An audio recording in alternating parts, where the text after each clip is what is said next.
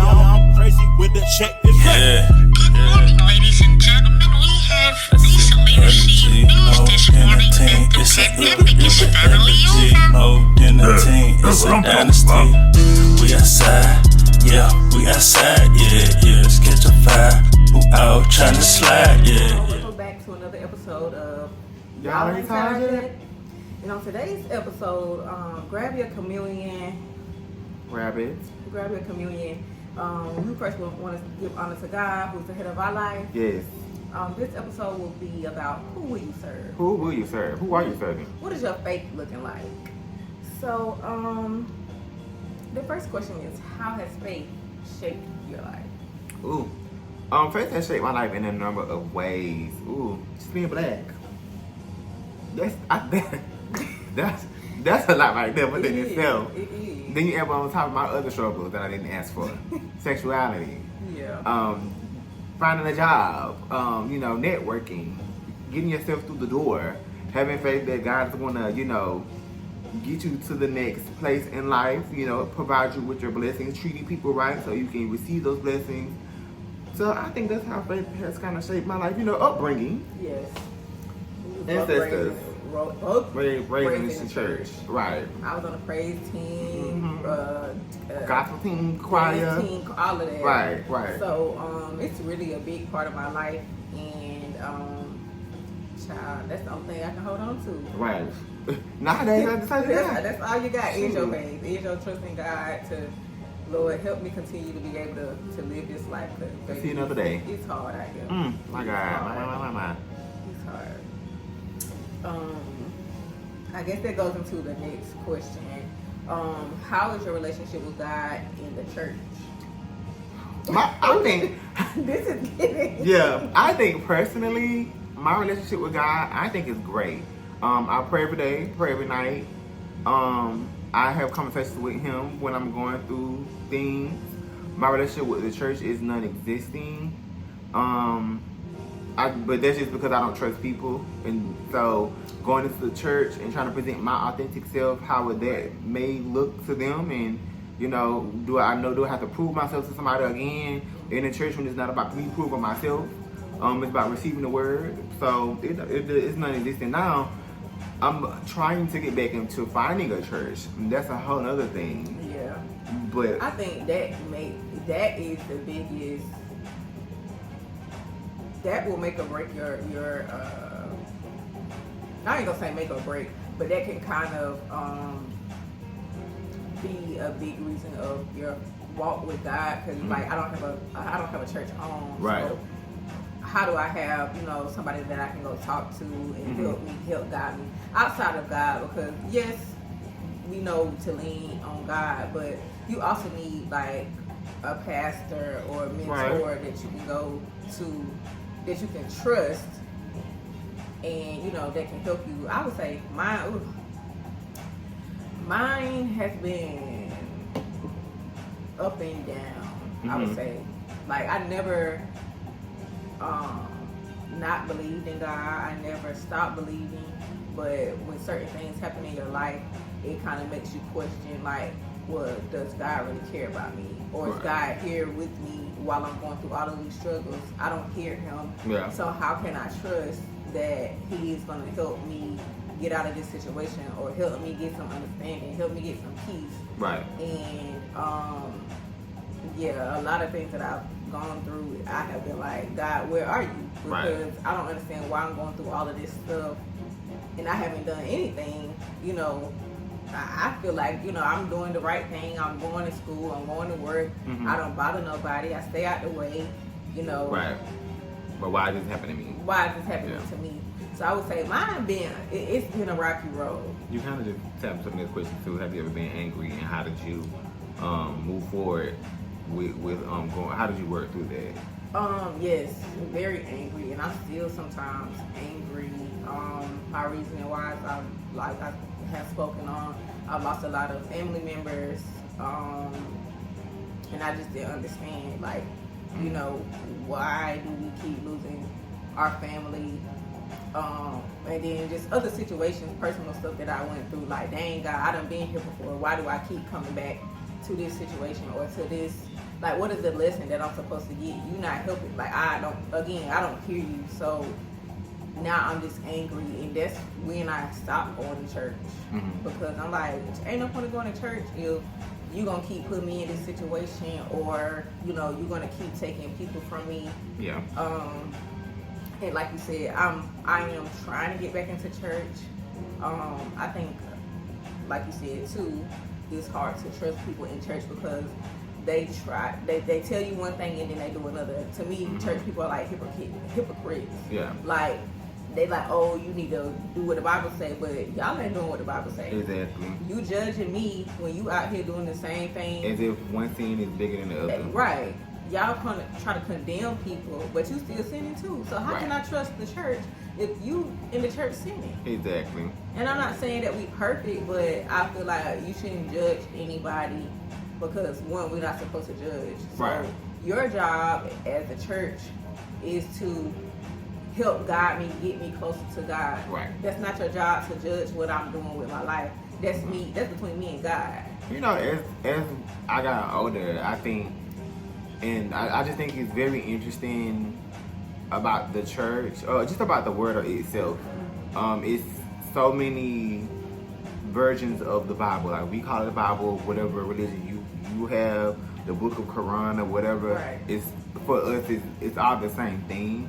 In my opinion, I find myself sometimes questioning, okay, we don't actually know who wrote this. Right. And then I'm like, and then it's like, okay, people is interpreting it differently, so that's why you have to read it for yourself. Right. So I just think it's a lot of things that goes into religion, and like, it's your own. Yeah, I think that's the whole thing about it. Yeah, like it's your own. Your relationship with God has to be your own, and you shouldn't let other people determine how that relationship is going to be. And I'm not saying I let people determine that, but it's still like, I don't want to be around nobody fake. Like, right. You know, if you're gonna serve God, that's what you need to do. And then serve Him, right? But don't be trying to come for me or somebody that I love. And a lot of stuff, it don't be that they be coming for me. It be coming for people that I know. And I'm like, well, you a pastor and you sleeping with sister, deaconess, right? You know, or the whoever you sleeping with, whoever in the church, or first lady done slept with somebody, or you know, had a child that ain't the pastor, right? Or you know, stuff like that. But then y'all want to condemn teenage mothers and fathers, right? Or you want to condemn somebody who is homosexual, right? Like, that's just the worst thing. It's killers out here. It's rapists out here. Right. It's scammers out here. Scamming through the church. Lying, fornicating. Right. All of that. But you trying to hold one over the other, and that's not how it's supposed to be. If we're gonna go by the Bible. Exactly. So is religion a deal breaker for you when it comes to relationships? I think when I was younger, I said no, but that's just because I felt like, again, my relationship with God and your relationship with God are two different things.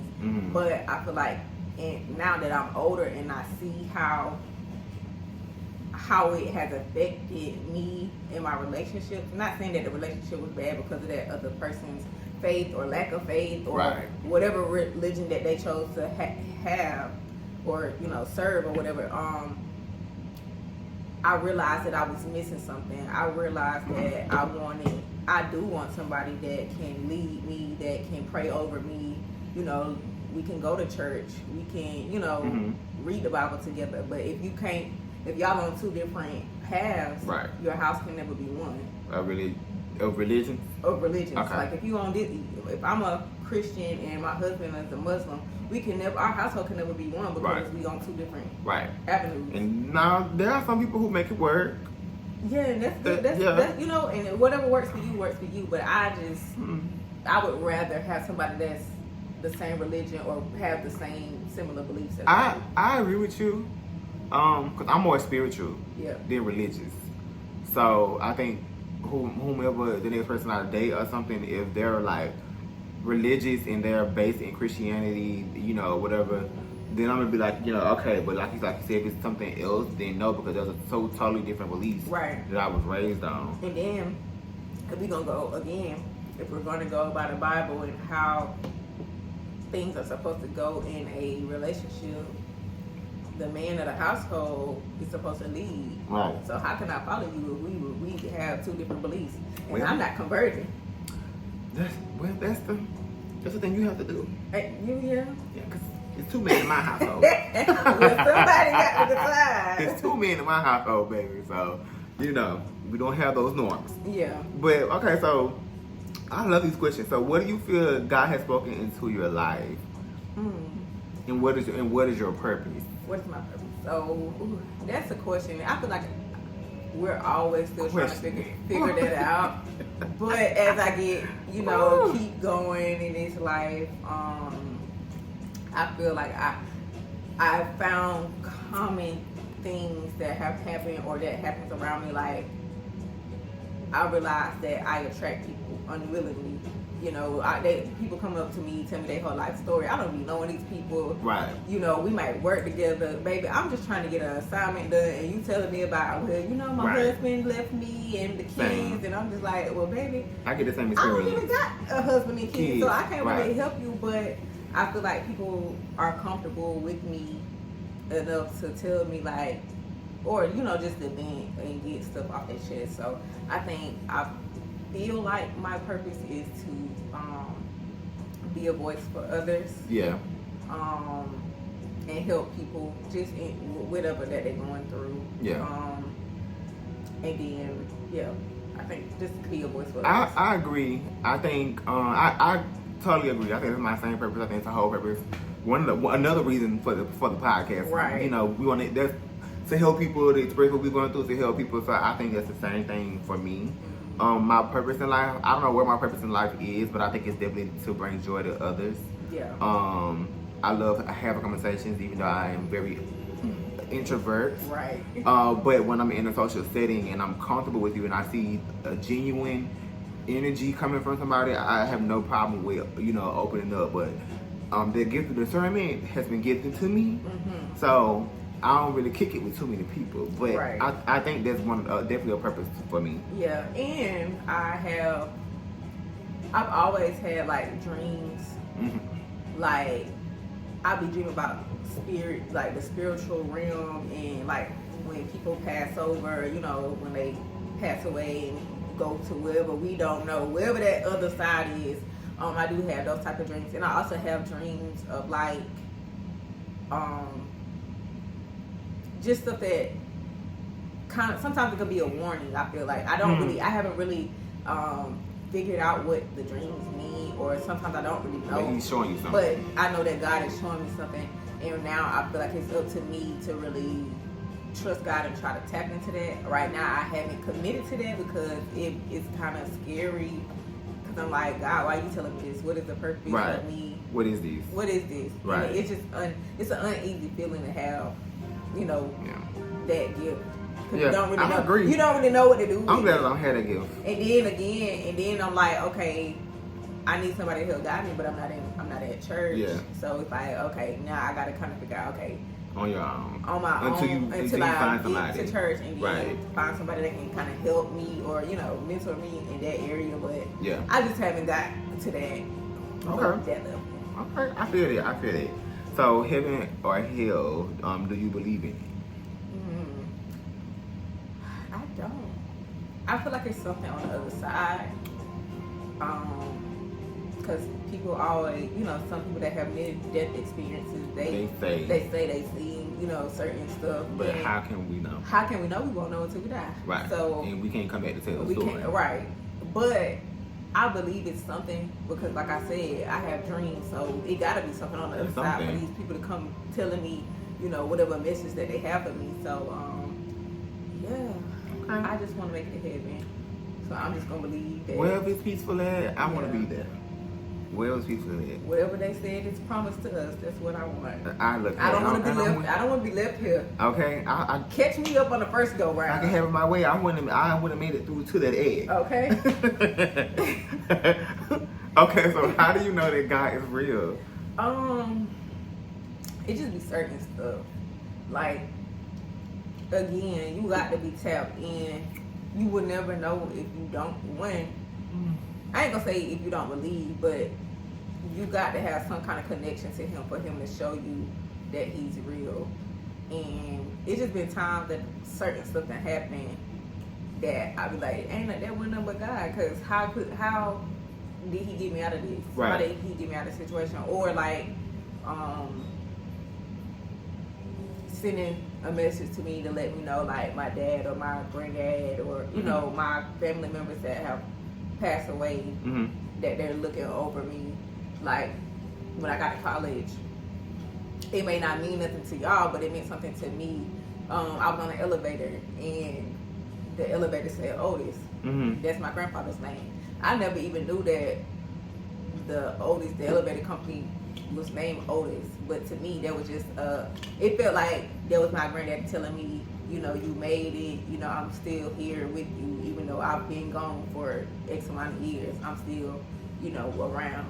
And then one time while I was riding with my friend, there was a car in front of us and their license plate had my dad's initials. Like how coincidental is that? You know, like I ain't thinking of nothing like that, but some things like that, like, you know, just certain situations, you will know, you'll be like, well, that can't be nobody but God. I feel like, so basically what you're saying, you had to go through things and see some signs for you to know that God was real. Right. Okay. Okay. I agree.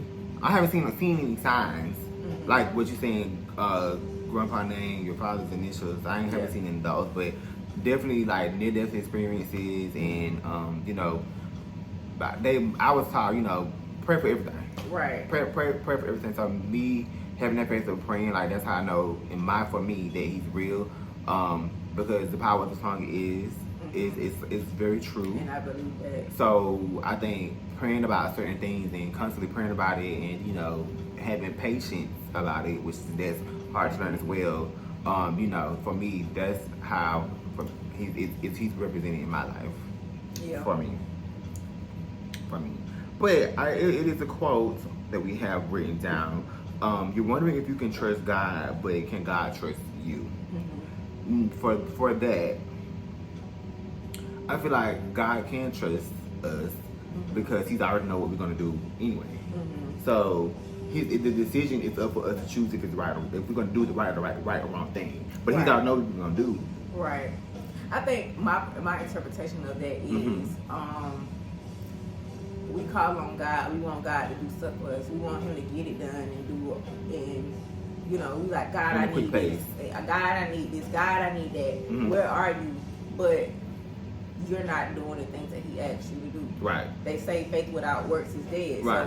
So you calling on God and asking Him for this stuff, but you ain't not doing you what ain't you prayed. need to do. You ain't been to church. You're not showing Him. You're not showing Him. Right. God, well, if you give me this, I can take care of it. So that's what I'm saying. Can He trust you? If He was to give you what you asked for, can He trust you with it? Okay. Because you're not doing what you're supposed to do. Okay.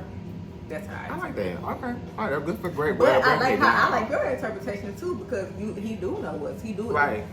I think like again, He's testing you, like you just said, to see are you gonna do the things that I need you to do so I can give it to you. Right. It's like a parent. Okay, I'm gonna put this right here, put this piece of candy right here, I'm gonna put this right here. Don't touch nothing until I come back. Type of situation. Right. And then, you know, so he's saying, well, if you're gonna continue to pray, continue to, you know, be patient, then I provide you what you need. Right. Right. So yeah. Okay. We did some stuff on here. Okay. So your grandmother or your mother's prayers. These things are you know, eventually going to run out. You know, so how strong is, you know, your prayer life? I think it could be better. I think when I look over, when I say, when I look back over my life, and I think, you know, when I look back over my life, it's like, you know, when you was a kid, you used to pray, baby. We used to be, oh, Lord, thank you, please bless my mama, my granddaddy, all of that. We used to be into that prayer on our knees every night, making sure that we, what's the prayer that we say? Which one?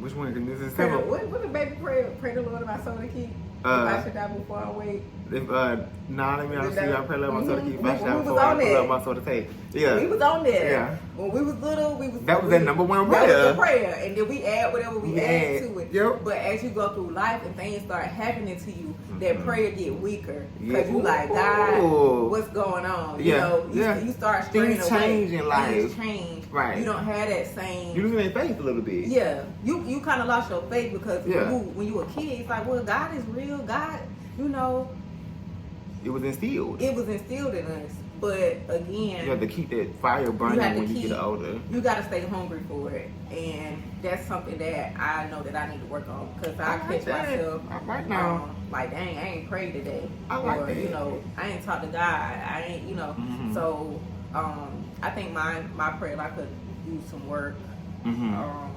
but I do try to talk to God every day. Mm-hmm. And it don't gotta be perfect. Some days you can say, God, We just be talking. yeah. Some days you can say, God, I ain't got it today. Right. This all I got. Thank you, God. But lead the way. But can you Lead please, me the you way. know, or God change my heart, and you can leave it at that. It could be as simple as that. Something I always say every time I talk to him, I always say, keep your hands on me and guide me in the right direction because I know how I am. So, and from majority of the time when I really be needing him is in the place of work, like a career. I'm like, again, being black and having a career is something in this lifetime.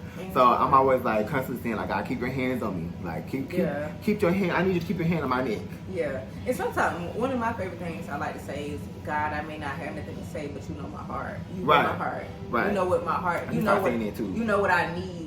I may not have the words. I mean, say, to you know, I might even change that and say, you know how I feel, Well, that too. because I'm gonna say something, but You know how I feel. You know my heart, God. You know that I wasn't trying to say that, but they Because once it's already delivered via mouth, via text, via email, it's already out there. It's already there. You It's gotta already commit to there. it at that point. And I got to, you know, I got to repent for my Yeah, sins. and that's why he died for us. Exactly. It's okay. You know, because at the time I can catch it. Right. But you know, it's growth and we're learning. we learn You know, every day. Really, I agree. I agree. Ooh, and I love this one. This one definitely came from you. Microwave face versus crock pot face. I know we just talked about this, so break that down for the people. So, This is a good one, y'all.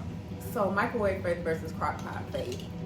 So I feel like I'm gonna keep going back to how I was raised because we were raised with a grandmother that she trusted God. She didn't care through and through. She had a blind faith in God. Like, God, I know that this ain't looking right, but God, I know you got it. Right. Where we have a microwave faith, it's like, God, I need this in 30 seconds. You said you was gonna do it, and I expected to have it right in. Right. You done put it on 30 seconds, and we expected to have it right in. Versus sometimes we need to have a crock pot faith. When you put something in a crock pot, it had to cook. For hours. It got to marinate. It got to. For days. Sometimes your food could take up to 4 to 8 hours in that crock pot. Right. But when that food done, it's falling off the bone. Mm-hmm. Instead of in that microwave, the microwave is slim. The blessings is just pouring down. Okay. The microwave, it ain't gonna be the same that it was when you had it the first time. Right. So I say a lot of us have a microwave faith. We don't give God enough time. Mm-hmm. We don't have patience. Versus crock pot faith, that's the faith that we need to have. We need to allow Him to do. And that's what He's easier gonna do. said. That's It's easier said than done. And I think sure. a lot of things that come with having faith that I'm learning is not only, you know, having a relationship with God or whomever you serve, is definitely having a better peace of mind. So, you know, whatever we talked about on the self-happiness episode, whatever way you tap into yourself and finding that peace and solidarity within yourself, I think that those go cohesive with your faith. Yes. You know, because again, some things, like we say all the time, some things it's better not to stress over because you can't control it. Right.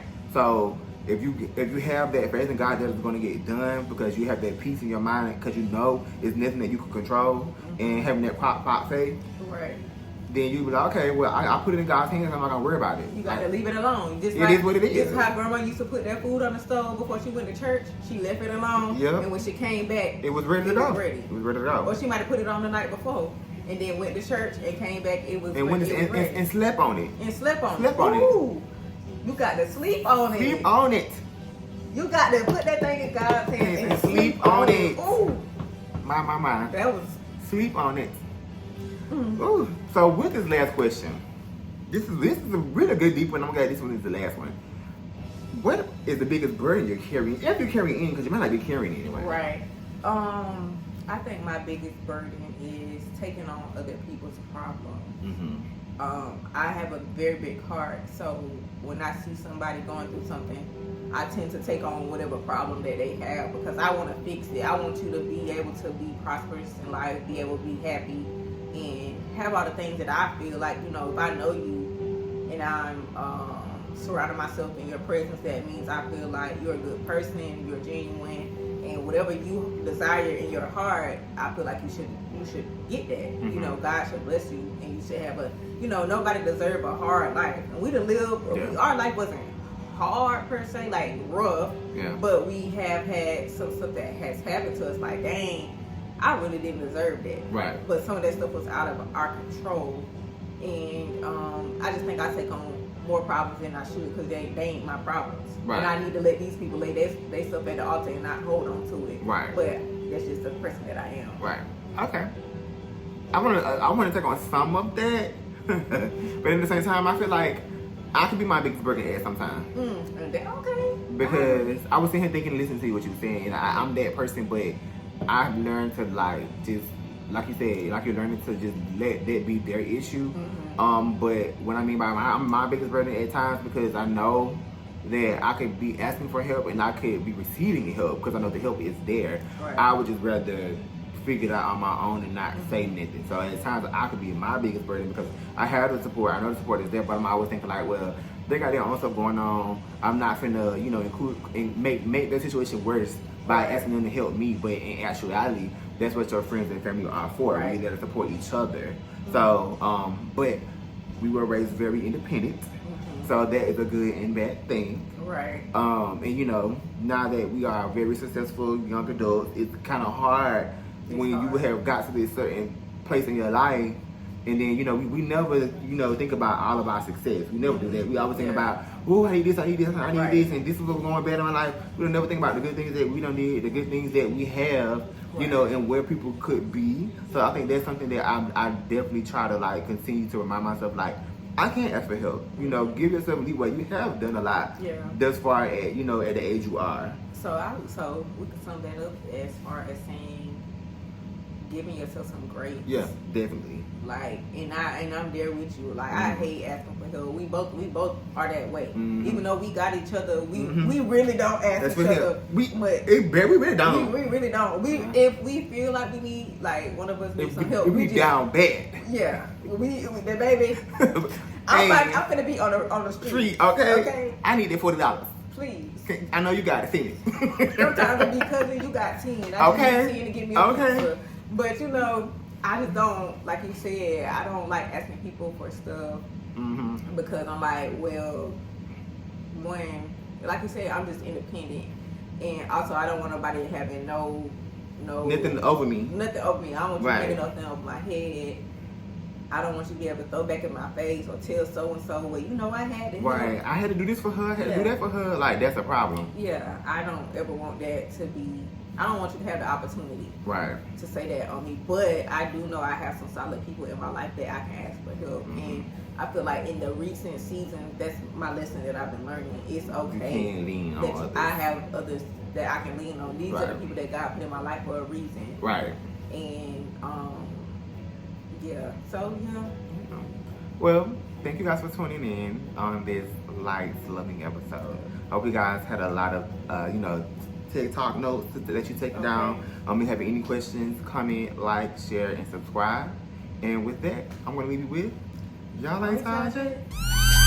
Y'all, I'm crazy with the check. Good morning, ladies and gentlemen. We have recently received news this morning that the pandemic is finally over. It's a dynasty. We outside, yeah, we outside, yeah. Let's catch a fire. Who out trying to slide, yeah.